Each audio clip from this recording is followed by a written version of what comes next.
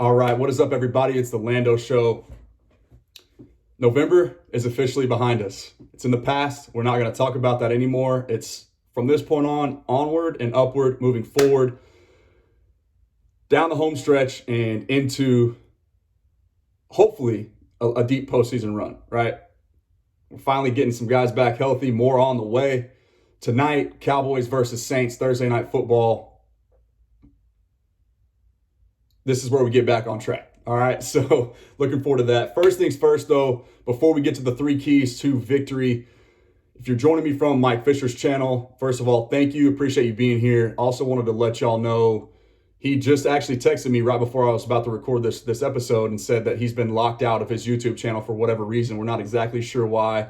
Apparently, there's a copyright infringement or protest of some sort, and so his account has been suspended, which doesn't really make a whole lot of sense, given that it's a guy that records a lot of his content, quite honestly, from his own, from his own kitchen at home, right? So I'm not sure how that really works with the copyright deal, but we're working on getting his channel back up and active. For now, hopefully I can hold it down for you guys as we look forward to tonight's game and beyond, right? So first things first, obviously we know Alvin Kamara is out, as well as their 2 top tackles, the left tackle, Teron Armstead, and the right tackle, Ryan Ramczyk. That's a big deal for the New Orleans Saints. That'd be like the Cowboys being without Tyron Smith and Lyle Collins.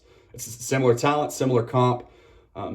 It's something that we're no stranger to dealing with already this season, but the Saints being without not only their best playmaker in Alvin Kamara, but also those 2 guys, that means a lot. So with that out of the way, we already kind of are aware that's a major key for tonight's game, but that's not going to be one of the keys that I focus on because that's just kind of like already lumped in and grouped in, right? So key number 1 for me, given what we know about what the Saints may try and do, how they might try and attack this Cowboys defense, not going to be a heavy aerial attack with, they don't have a ton of pass catchers outside of Deontay Harris and Marquez Callaway that can really threaten you. Michael Thomas is obviously not playing football this season, so it hasn't been much of an aerial attack or much of a successful or efficient one this year. Again, we know Jameis Winston's out. That obviously doesn't help. And then with Trevor Siemian trying to kind of rekindle and reinvigorate himself into a system he's not necessarily familiar with,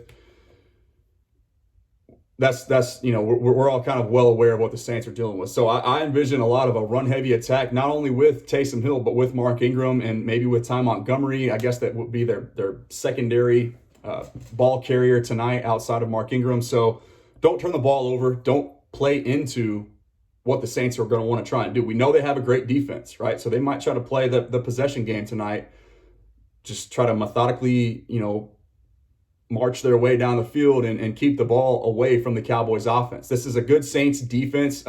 You'd probably be hard pressed, I would say, to find a trio from one guy from each level of the football that's maybe more disruptive than this Saints unit possesses. And up front, starting with Cam Jordan, the secondary level or the second level, their linebackers, Demario Davis has been a really good player for them this year. And then also one of the better cover corners in football this year and in years past in Marshawn Lattimore. So it's not going to be an easy test. It's certainly a challenging one for the Cowboys, but at full strength, I like our chances. But that's key number 1 for me. Don't turn the football over if you're the Cowboys. Do not let this defense create plays and keep them in the football game. Their offense is going to, I believe, struggle to put points on the board when you can't threaten a defense in a multifaceted variety of ways. Then it just makes it easier, right? So that's key number 1.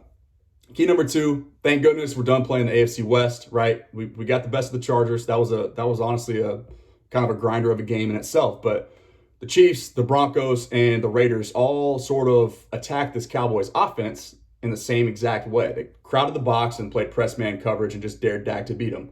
When you're down a couple tackles in one game, you're down both receivers in the Chiefs game, and then last week you're kind of mixing and matching without CeeDee, without Amari, and also for whatever reason, you got Lyle Collins over there sitting on the sideline. I'm not exactly sure what the whole deal with that was, but it gets tough, right? So for me, key number 2 is for Kellen to get out of his comfort zone of what helped this offense be number 1 in yards and number 1 in points up through the first, say 8 weeks, 9 weeks of the season. I think they're still top 2 in both categories right now, but we've obviously seen the offense be less efficient. And so I believe personally that of those 4 losses, Kellen didn't really adjust the route schemes that he was deploying. It was a lot of more later developing routes. And I do have access to the All-22 film, so this is just stuff that I'm kind of seeing and evaluating on a whim, kind of just going through it, trying to figure out what I can possibly find that maybe makes sense as to why this team is struggling. So I want to see a lot of your man beaters are some of your quicker hitters, like quick slants, rub routes, even shallow crosses, just a lot of stuff like that with check downs and stuff to the flat that Dak can easily get to.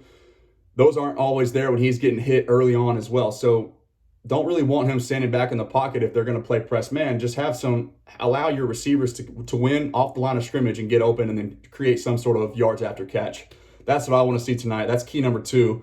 Also, another thing is I want to see a few more like runs designed towards the outside as opposed to just only between the tackles. I think the Cowboys are very effective when they run the football outside of the tackles, like those zone stretch type runs. I also think that's what fits Tony Pollard's skill set the best. So especially if he's going to be kind of your horse tonight with the banged up Zeke, show me Tony Pollard getting the ball on the outside. Like get Zach Martin and Lyle Collins pulling, and get Tyron Smith and even Connor McGovern. That's a great way to get guys comfortable. Don't ask them to win their matchup one-on-one in pass protection and in run blocking all the time. There's ways to kind of get guys comfortable and figure out how to move the football aside, just in a variety of different ways, right? So that's key number 2 for me. And then number 3 is, like I said, we already talked about the Saints probably deploying a very run-heavy approach tonight offensively. I can't imagine them asking Taysom Hill in his first start to drop back, sit in the pocket, go through reads, and throw the ball 25, 30, even 35 times the way that most teams have had to do to try and beat this Cowboys team this year. We know that the Cowboys are going to put up 30 points in all likelihood. That's just kind of like the offense that they are. That's their identity. That's what they do. I can't imagine Taysom Hill being able to do that. Now, he might be able to prove me wrong, just like he did in his 2 years at BYU. I'll never forget those 2 games, watching him basically become a Heisman Trophy winner in just one game, it felt like. So certainly a talented player, a guy that can beat you with his legs for sure. And it's kind of a guy that brings the energy and that can be that spark for a team that's down their top 2 tackles and their top playmakers. So like Taysom Hill is capable of shouldering a very run heavy workload.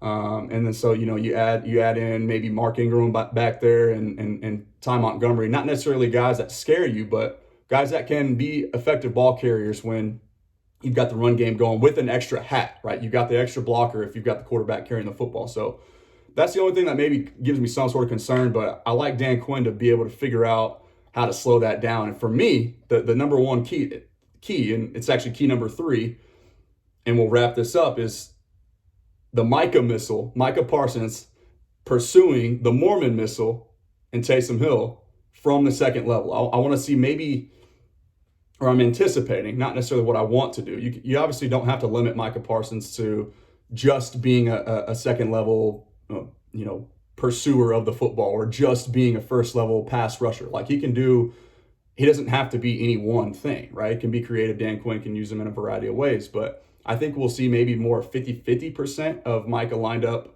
on the edge and Micah lined up on the second level tonight, especially like we talked about, neutralizing that run game when there's probably going to be a lot of different misdirection stuff happening, zone read stuff happening, QB option stuff happening. The way you neutralize that is by putting a 250-pound potential defensive MVP candidate that runs a 4.3 on the second level, allowing him to use that speed and athleticism to make up for what the Cowboys may lack as just like not trusting their eyes, right? So that's my key. Let me know what you guys think, though. My score prediction for tonight is, I said the Cowboys are a 30-point offense. I think they get back to their ways.